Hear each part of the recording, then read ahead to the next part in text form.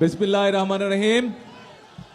আজকের এই জনসভার সম্মানিত সভাপতি, মঞ্চে উপস্থিত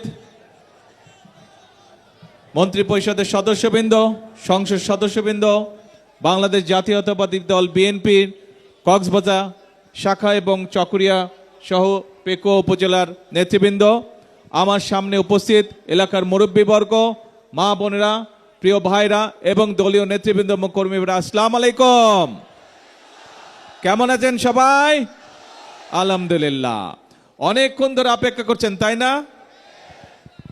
আসলে অনেকক্ষণ ধরে আপনারা অপেক্ষা করছেন, সেই বিকালবেলায় আসার কথা, কিন্তু এই যে আপনারা যে অনেকক্ষণ ধরে যেমন অপেক্ষা করছেন, সেই এয়ারপোর্ট থেকে নামার পরে সেই পেকুয়া যেখানে যেখানে গেছি প্রত্যেকটা জায়গায় এই আধা মাইল পরপরই মানুষ অপেক্ষা করছে। সব মানুষকে তো একটু হাত নেড়ে আসতে হয়, তাই না? কাজে নাহলে তো তাদেরও মন খারাপ হবে। কাজে এইরকম করতে করতে করতে দেরি হয়ে গেল। সকল মানুষের সাথে একটু কথা বলে আসে, তাদেরকে হাত নেড়ে আসতে আসতে দেরি হয়ে গেল। যাই হোক, তো এখন প্রিয় ভাই বোনেরা, আজকে আমরা এই যে এখানে দাঁড়িয়ে জনসমাবেশ করছি, এই জনসমাবেশ আমার আসার কথা ছিল নির্বাচনের সময়ও, নির্বাচনের আগে, কিন্তু সেই সময় অল্প সময় থাকার কারণে আমি আসতে পারিনি। কিন্তু এই নির্বাচনে আমরা দেখেছি, যখনই দেশে নির্বাচন হয়েছে, নিরপেক্ষ নির্বাচন, বিশেষ করে কক্সবাজার এলাকার মানুষ সব সময় ধানের শীষের পক্ষে রায় দিয়েছে। যখনই দেশে নিরপেক্ষ নির্বাচন হয়েছে, যখনই দেশের মানুষ স্বাধীনভাবে, নিরপেক্ষভাবে, নির্ভয়ে ভোট দিতে পেরেছে, কক্সবাজার এলাকার 4টি আসন সব সময় কক্সবাজারের মানুষ ধানের শীষকে জয়যুক্ত করছে। সেই জন্য বাংলাদেশ জাতীয়তাবাদী দল কক্সবাজার এলাকার মানুষের কাছে চিরকৃতজ্ঞ। প্রিয় ভাই বোনেরা, আমি যখন আজকে কক্সবাজার এয়ারপোর্ট থেকে নেমে আমি যখন ঈদগাতে যাচ্ছিলাম, সেই সময় কাজল এলাকায় যখন আমি যাচ্ছিলাম খাল খনন করতে, সেই সময় আমি সালাউদ্দিন সাহেব আমার সাথে বসে, আমি গাড়ি চালাচ্ছিলাম, সালাউদ্দিন সাহেব আমার সাথে বসে। তো আমি হঠাৎ করে, আমরা তো মেইন যে রাস্তা, সেই রাস্তা থেকে আমরা বাম দিকে চলে গেলাম। তো সামনে যেই রাস্তাটা অনেক দিন পর, বহু বছর তো দেশে থাকতে পারিনি আমি, তো আমি সালাউদ্দিন সাহেবকে জিজ্ঞেস করলাম, এই সোজা রাস্তাটা কোথায় গেছে? তখন সালাউদ্দিন সাহেব আমাকে বললেন যে এই রাস্তাটা সোজা চলে গেছে চট্টগ্রাম। তা আমি তখন তাকে বললাম, এই রাস্তা তো আজকে থেকে 25 বছর, প্রায় 20 বছর 22 বছর আগে আমি যা দেখে গেছি, আজও তো একই রকম রয়ে গেছে, তাহলে এই গত বছরের পরিবর্তন হয়নি? উনি বললেন যে না, যে এই রাস্তা আপনি দেখে গিয়েছেন আজকে থেকে প্রায় 25 বছর আগে, সেই রাস্তা একই রকম কিছু, গত 25 বছর এই রাস্তার কোনো পরিবর্তন হয়নি। প্রিয় ভাই বোনেরা, আজকে 25 বছর ধরে কক্সবাজারের গুরুত্ব অনেক বৃদ্ধি পেয়েছে। মাথারবাড়ি পোর্ট কয়দিন পরে চালু হবে।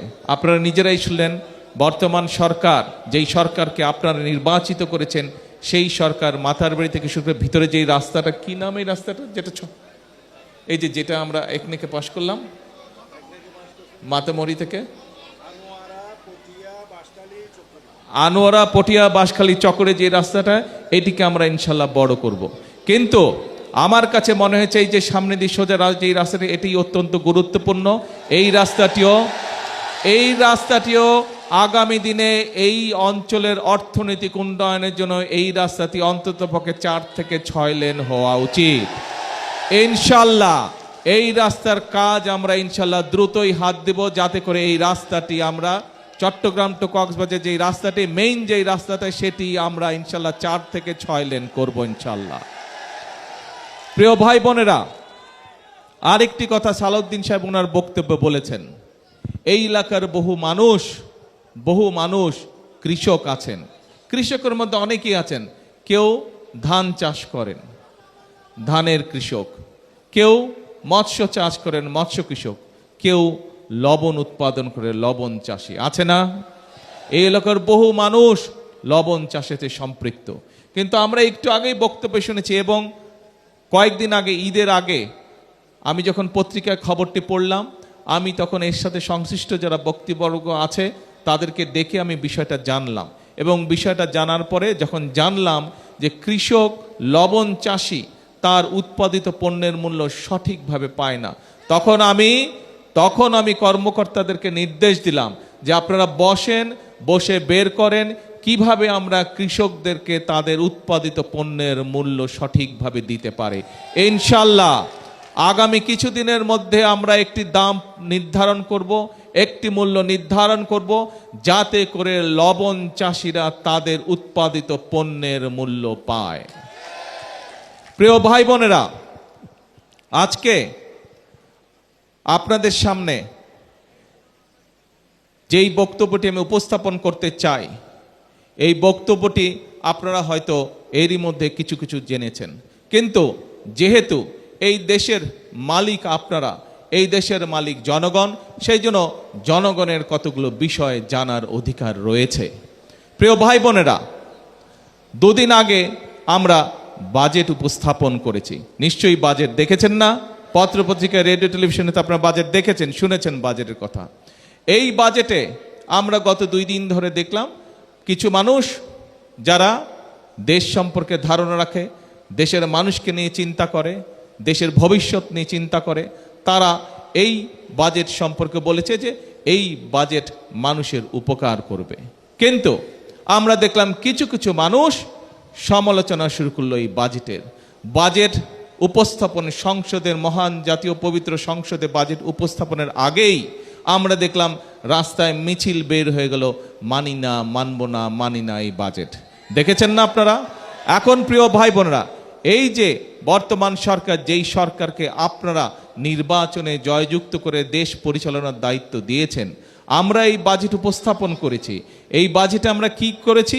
এই বাজেটে আমরা সাধারণ মানুষের যে নিত্য প্রয়োজনীয় দ্রব্য, চাল, ডাল, তেল, চিনি, নুন, লবণ, এই যে জিনিসগুলো, মশলা, এইগুলোর উপরে আগে যে ট্যাক্স ছিল, সেই ট্যাক্স আমরা উঠিয়ে নিয়েছি যাতে করে জিনিসপত্রের দাম না বাড়ে। আজকে সকালে যখন আমি কক্সবাজার, ঢাকা থেকে প্লেনে উঠলাম, তখন আমি পত্রিকা থাকে প্লেনে, পত্রিকা দেখলাম যে কি কি নিউজ আছে। পত্রিকার মধ্যে দেখলাম সবগুলো পত্রিকা কম বেশি একটি নিউজ করেছে যে বাজেট উপস্থাপনের পরে, প্রতি বছর যখন বাজেট উপস্থাপন করা হতো তার পরের দিনই বিভিন্ন রকম জিনিসপত্রের দাম বেড়ে যেত। কিন্তু আলহামদুলিল্লাহ, আল্লাহর রহমতে গত পরশুদিন বাজেট উপস্থাপনের পরে এই প্রথমবারের মতন এখন পর্যন্ত আল্লাহর রহমতে বাজারে কোনো জিনিসপত্রের দাম বাড়েনি। বেড়েছে জিনিসের দাম বাজারে বেড়েছে, বাড়েনি জিনিসের দাম। তো এখন প্রিয় ভাই বোনেরা, যেই বাজেট উপস্থাপন করলে জিনিসের দাম বাড়ে না, সেই বাজেট কি জনগণের পক্ষের বাজেট না বিপক্ষের বাজেট? জনগণের পক্ষের বাজেট। এখন প্রিয় ভাই বোনেরা আসেন, এই বাজেটে আমরা কি করেছি?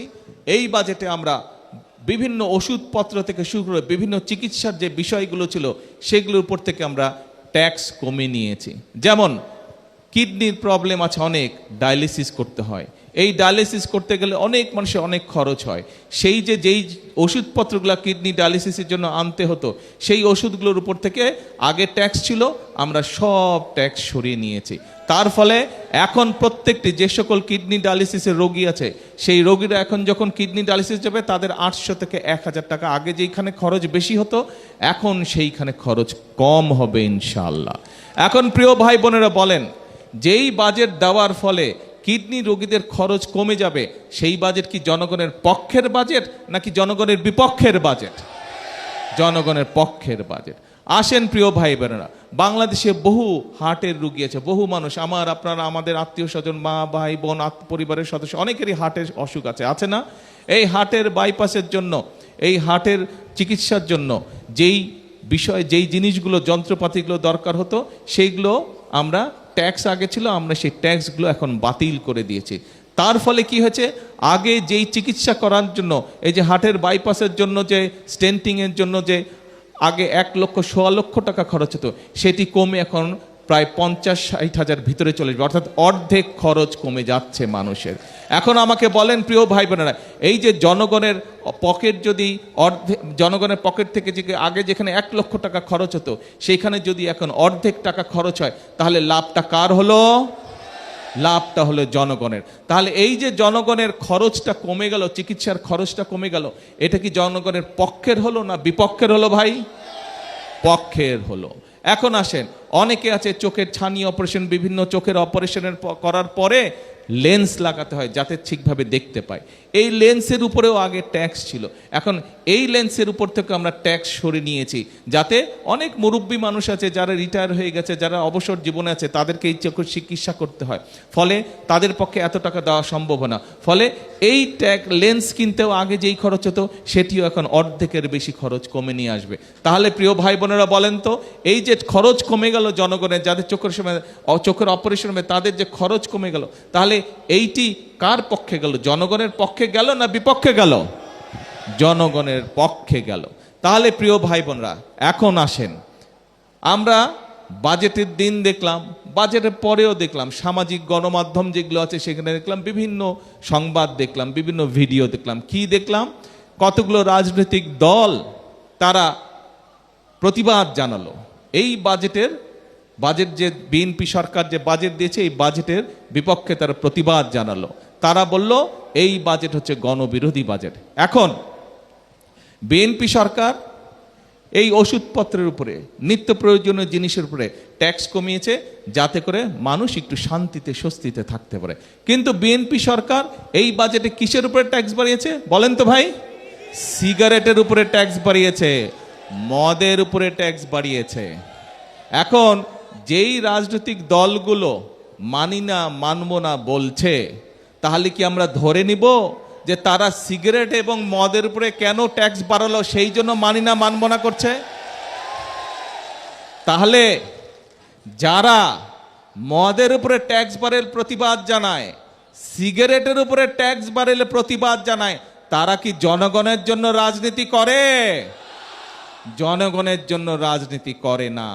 আমরা নির্বাচনের আগেও দেখেছি এরা গিয়ে জনগণের কাছে বিভিন্ন টিকিট বিক্রি করত। শুনেছেন না, দেখেছিলেন না? হ্যাঁ, এখন আর টিকিট বিক্রি করে? এখন আর টিকিটের কথা বলে? কেন বলে না? কারণ ওই টিকিটের কোনো রকম দেওয়ার মালিক বা ক্ষমতা তাদের নেই। তারা জনগণকে ঠকিয়ে শুধু জনগণের ভোটটা নিতে চেয়েছিল, জনগণকে বিভ্রান্ত করতে চেয়েছিল। এখন প্রিয় ভাই বোনেরা, এই যে যারা মদের উপরে ট্যাক্স বাড়ানোর জন্য বিক্ষোভ মিছিল করে, যারা সিগারেটের উপরে ট্যাক্স বাড়ানোর জন্য বিক্ষোভ মিছিল করে, এরা তো জনগণের বন্ধু না। এরা কি জনগণের বন্ধু? যারা জনগণের কাছে নির্বাচনের আগে বিভিন্ন টিকিট বিক্রি করেছিল, বিভিন্ন টিকিটের প্রলোভন দেখিয়েছিল, টিকিটের প্রলোভন দেখিয়েছিল, এরা কি কখনো জনগণের বন্ধু হতে পারে? বন্ধু হতে পারে না।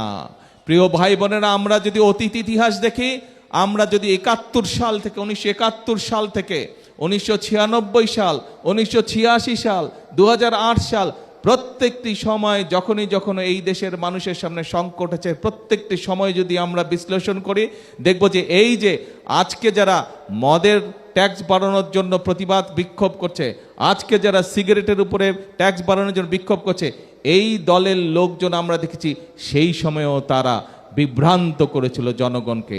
জনগণের সামনে মিথ্যা কথা সেদিন তারা বলেছিল, জনগণকে মিথ্যা কথা বলে বিভ্রান্ত করেছিল।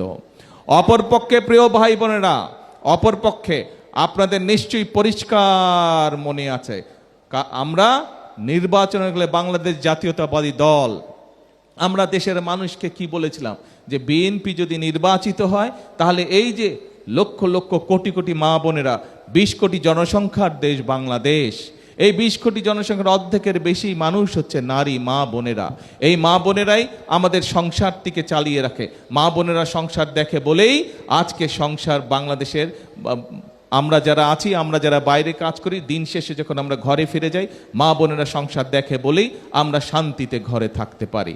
এই মা বোনদেরকে স্বাবলম্বী করার জন্য বিএনপি বলেছিল, বিএনপি যদি সরকার গঠন করে, আমরা মা বোনদেরকে স্বাবলম্বী করার জন্য, অর্থনৈতিকভাবে স্বাবলম্বী করার জন্য আমরা প্রত্যেকটি মা বোনের হাতে পর্যায়ক্রমিকভাবে ধীরে ধীরে ফ্যামিলি কার্ড পৌঁছে দিব।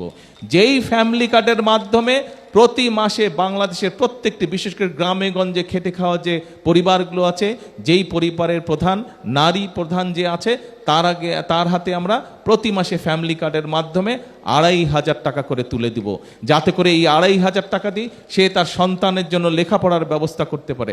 এই 2,500 টাকা দিয়ে সে তার সন্তানকে একটু ভালো খাওয়া দাওয়ার ব্যবস্থা করে দিতে পারে। এই 2,500 টাকা দিয়ে সে ধীরে ধীরে যাতে নিজের একটা ছোট্ট ব্যবসা বাণিজ্য গড়ে তুলতে পারে, অর্থাৎ এই মাটিকে বা এই বোনটিকে স্বাবলম্বী করে গড়ে তোলা।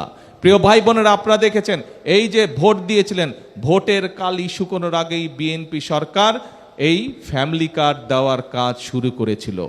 আমরা এই বাজেটে, এই যে 2 দিন আগে বাজেট গেল, এই বাজেটে আমরা অর্থ বরাদ্দ রেখেছি আগামী 1 বছরের মধ্যে ইনশাল্লাহ প্রতি উপজেলায় আমরা 8 থেকে 10,000 করে ফ্যামিলি কার্ড ঘরে ঘরে পৌঁছে দেওয়ার চেষ্টা করব।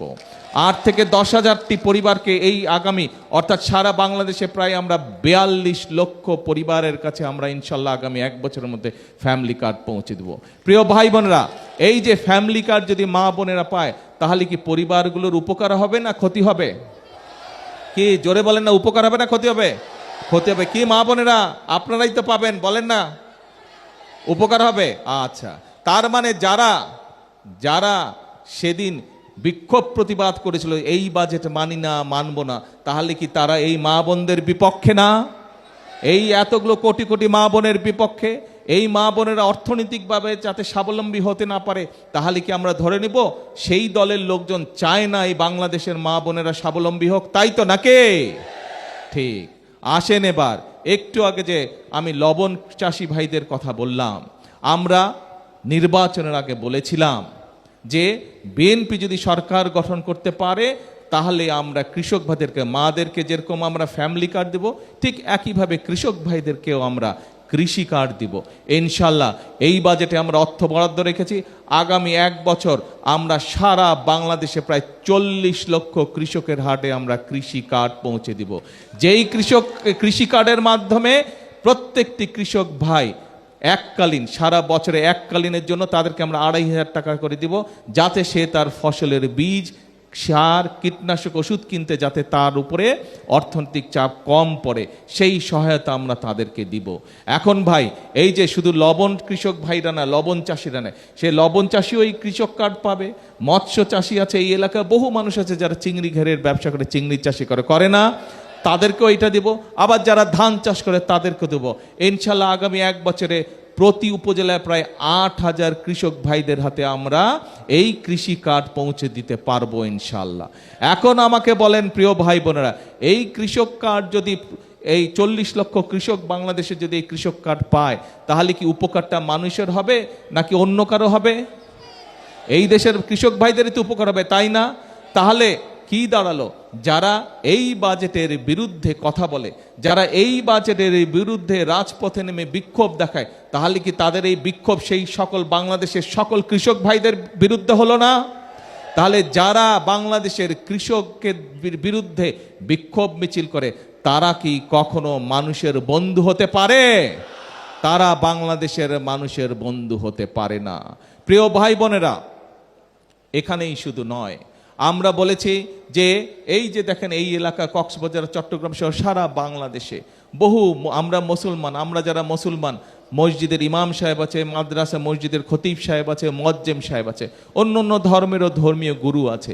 এই অনেক মসজিদ বা অন্য ধর্মের ধর্মীয় স্থান আছে, সেখানে যে ধর্মীয় গুরু যারা আছে, খতিব সাহেব বলে, ইমাম সাহেব আছে, অনেকে আছে বেশ কষ্টভাবে জীবনযাপন চালায় না? আমরা বলেছি যে বিএনপি যদি সরকার গঠন করতে পারে, তাহলে এই ইমাম সাহেব বলেন, খতিব সাহেব বলেন, এই মানুষগুলোকে আমরা সরকার থেকে একটা সম্মানী দেওয়ার ব্যবস্থা করব। আল্লাহর রহমতে আলহামদুলিল্লাহ, ভোটের কালি শুকনোর আগেই, মুছে যাবার আগেই আমরা সেই কাজটিও শুরু করছি। এই আগামী 1 বছরের মধ্যে আমরা আরো কয়েক হাজার ইমাম সাহেব, খতিব সাহেবদের কাছে আমরা সেই সম্মানী পৌঁছে দিতে পারবো। তাহলে প্রিয় ভাই বোনেরা, আজকে এই বাজেট উপস্থাপন করার পরে যারা বিক্ষোভ মিছিল করে, প্রতিবাদ মিছিল করে, তাহলে তাদের এই বিক্ষোভ কি ইমাম সাহেবদের বিরুদ্ধে হলো না? খতিব সাহেবদের বিরুদ্ধে হলো না? এই মানুষদেরকে সাহায্য সহযোগিতা করার বিরুদ্ধে হলো না? কি বোঝা গেছে কথা? আচ্ছা, আসেন এবার প্রিয় ভাই বোনেরা, বাংলাদেশের প্রধান পেশা কি? কৃষি, তাই না? কৃষির সাথে অন্যান্য শিল্প কলকারখানা আছে, গার্মেন্ট শিল্প আছে। বিদেশ থেকে আমাদের প্রবাসী যে ভাইরা আছে তারাও বৈদেশিক মুদ্রা পাঠায়। কিন্তু কৃষির পাশাপাশি যদি আমরা চাই এই দেশে শিল্পর নগরী হয়ে উঠুক, এই দেশটি শিল্পেও যাতে আত্মনির্ভরশীল হয়ে দাঁড়াতে পারে, সেই জন্য এই বাজেটে যে সকল শিল্প বাংলাদেশে হয়েছে এবং যে সকল শিল্প হতে পারে, এই ধরনের যেসব দ্রব্য বিদেশ থেকে আসে তার উপরে আমরা কিছু ট্যাক্স বাড়িয়ে দিয়েছি। কারণ আমরা চাই এই দেশে যদি শিল্প গড়ে ওঠে, সেই শিল্পে কি বিদেশ থেকে শ্রমিক এসে কাজ করবে নাকি এই বাংলাদেশের মানুষরাই কাজ করবে? বলেন তো ভাই। বাংলাদেশের মানুষের কাজ করবে। তাহলে বাংলাদেশের মানুষ যদি কাজ করে তাহলে তো আমাদের বেকার সমস্যা, আমাদের যুবকরা যারা আছে, বেকার যারা আছে, তারাই তো সেখানে চাকরি বাকরির ব্যবস্থা হবে, তাই নয় কি? অর্থাৎ আমরা দেশে শিল্পে যাতে গড়ে উঠতে পারে, এই দেশে কলকারখানা যাতে গড়ে উঠতে পারে, আমরা বাজেটের মধ্যে সেই ব্যবস্থা রেখেছি। তাহলে যারা এই বাজেটের বিরুদ্ধে মিছিল করে, এই বাজেটের বিরুদ্ধে বিক্ষোভ করে, তাহলে কি তারা বিক্ষোভ করলো না ওই সকল মানুষের বিরুদ্ধে যারা বেকার আছে? আমরা চাইছি বেকারদের কর্মসংস্থানের ব্যবস্থা করতে, আর তারা সেটির বিরুদ্ধে মিছিল করছে, তারা সেটির বিরুদ্ধে বিক্ষোভ করছে। কাজটা কি তাহলে ভালো করলো? তারা ভালো করলো না। এখন প্রিয় ভাই বোনেরা, কথা একটাই প্রিয় ভাই বোনেরা, বাংলাদেশ জাতীয়তাবাদী দল বিএনপি, আপনারা অতীতেও দেখেছেন, বর্তমানেও দেখছেন, আমাদের কাজ হচ্ছে দেশের মানুষের ভাগ্যের পরিবর্তন করা। আমাদের কাজ হচ্ছে দেশের ভাগ্যের পরিবর্তন করা, এবং সেজন্যই আমরা কৃষক কার্ড বলেন, আমরা ফ্যামিলি কার্ড বলেন, আমরা দেশে কলকারখানা স্থাপন করা বলেন, আমরা দেশের বেকারদেরকে বিভিন্ন রকম প্রশিক্ষণ ইনস্টিটিউট তৈরি করার মাধ্যমে, প্রশিক্ষণ দেওয়ার মাধ্যমে তাদেরকে দক্ষ করে গড়ে তোলা বলেন, এই সব কাজ আমরা করতে যাই। শুধু এইসবই বিষয় না, এই বাংলাদেশের মানুষের, এই যে আপনারা যে উপজেলায় থাকেন, আপনাদের বিভিন্ন উপজেলা স্বাস্থ্য কমপ্লেক্স আছে না? 50 বেডের স্বাস্থ্য উপজেলা কমপ্লেক্স আছে না? এই স্বাস্থ্য উপজেলা কমপ্লেক্সের একটা কাহিনী আছে, হয়তো অনেকেই সেই কাহিনী জানে না। এই যে 50 বেডের যে হাসপাতালটি আছে উপজেলা পর্যায়ে, কি বলে? আরে ভাই ধৈর্য ধরো না, এই পোলাপনের এই একটা প্রবলেম, ধৈর্য ধরে না, ধৈর্য ধরো। এই যে উপজেলা স্বাস্থ্য কমপ্লেক্স, এই স্বাস্থ্য কমপ্লেক্সে যে 50 বেড দেখেন, এই 50 বেডে 30 বেড, প্রথম যেই 30 বেড সেটি শহীদ রাষ্ট্রপতি জিয়াউর রহমান করেছিলেন সারা বাংলাদেশে। পরবর্তীতে যে 20 বেড, অর্থাৎ 50 বেডের যে 20 বেড, সেই 20 বেড করেছিলেন বেগম খালেদা জিয়া। এইবার বিএনপি সরকার সমগ্র বাংলাদেশে যত উপজেলা আছে, যেখানে যেখানে উপজেলা স্বাস্থ্য কমপ্লেক্স আছে, যেটি 50 বেড আছে সেটিকে 100 বেডে রূপান্তরিত করবে। যেটি 30 বেড আছে সেই 30 বেডকে ইনশাল্লাহ আমরা 100 বেডে রূপান্তরিত করব, যাতে করে বাংলাদেশের গ্রামের মানুষ, উপজেলার মানুষ, পৌরসভার মানুষ যাতে দূরে যেতে না হয়, চট্টগ্রামে যেতে না হয়, ঢাকায় যেতে না হয়, যাতে করে তারা উপজেলা স্বাস্থ্য কমপ্লেক্সেই যাতে সঠিক স্বাস্থ্য সেবা তারা পায়। তাহলে প্রিয় ভাই বোনেরা, এই বাজেটে আমরা অর্থ বরাদ্দ করেছি যাতে করে আমরা বাংলাদেশের প্রত্যেকটি উপজেলা স্বাস্থ্য কমপ্লেক্সকে 101 বেডে আমরা রূপান্তরিত করতে পারি। এইটি কি বাংলাদেশের মানুষের জন্য স্বার্থের পক্ষে নাকি স্বার্থের বিরুদ্ধে? বলুন তো। স্বার্থের পক্ষে। তাহলে প্রিয় ভাইরা, আবার প্রশ্ন করি আপনাদের কাছে, যারা এই বাজেটের বিরুদ্ধে বিক্ষোভ করলো রাজপথে, যারা এই বাজেটের বিপক্ষে বক্তব্য দিল, তারা কি বাংলাদেশের মানুষের স্বাস্থ্যের পক্ষে কথা বলল না স্বার্থের বিরুদ্ধে কথা বলল? স্বার্থের বিরুদ্ধে কথা বলল। প্রিয় ভাই বোনেরা, আমরা নির্বাচনের সময় বলেছিলাম যে আমাদের লক্ষ্য হচ্ছে এই দেশের মানুষের ভাগ্যের পরিবর্তন করা, আমাদের লক্ষ্য হচ্ছে এই দেশের ভাগ্যের পরিবর্তন করা, এবং সেজন্যই আমরা পরিকল্পনা গ্রহণ করেছি, পরিকল্পনা অনুযায়ী কাজ করছি। আপনাদের নিশ্চয়ই মনে আছে, আমি আপনাদেরকে দেশের মানুষের সামনে যখন বিদেশ থেকে 17 বছর পরে এই দেশে ফিরে আসছি, সেই সময় আমি আপনাদেরকে বলেছিলাম আই হ্যাভ এ প্ল্যান, বলেছিলাম, মনে আছে?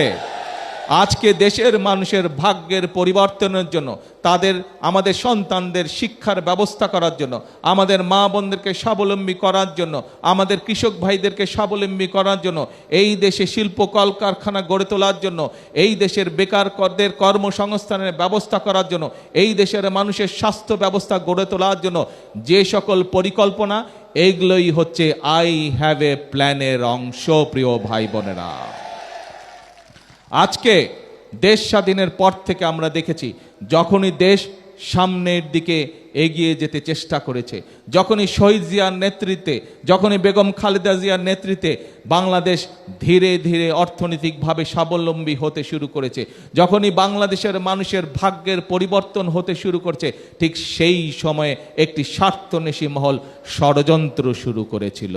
এবং ষড়যন্ত্র করে তারা, আমরা দেখেছি কিভাবে 1981 সালে শহীদ জিয়াকে হত্যা করেছিল।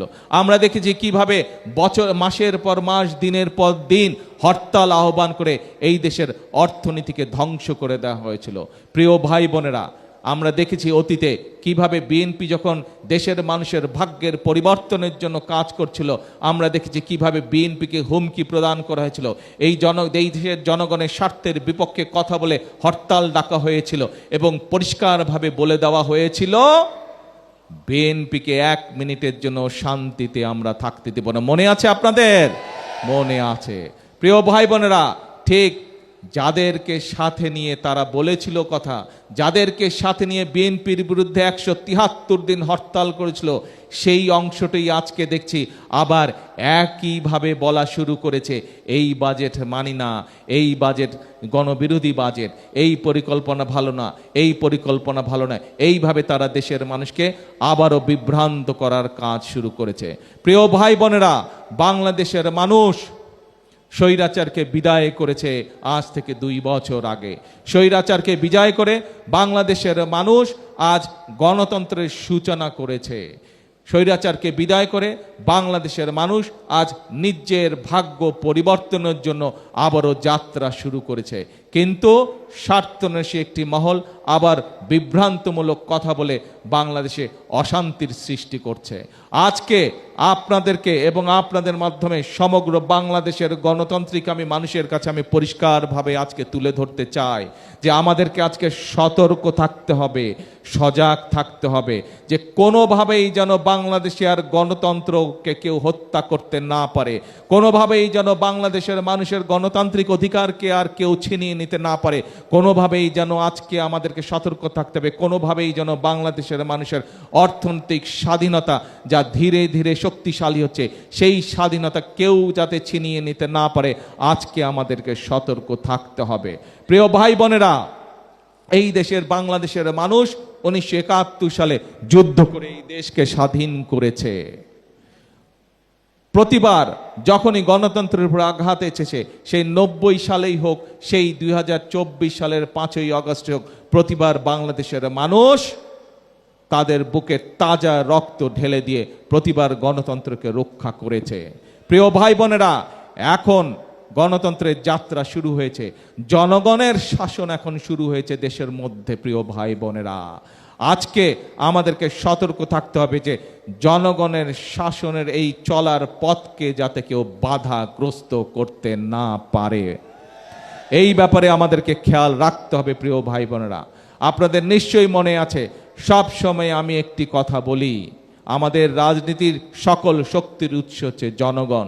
সেই জনগণের সমর্থন নিয়ে, সেই জনগণের শক্তিতে বলীয়ান হয়ে বিএনপি তার সকল পরিকল্পনা বাস্তবায়নের পক্ষে হাত দিয়েছে, কাজ শুরু করেছে। প্রিয় ভাই বোনেরা, আজকে আমরা যেই কথাটি একই সাথে বলি যে করব কাজ, গর্ব দেশ, সবার আগে বাংলাদেশ।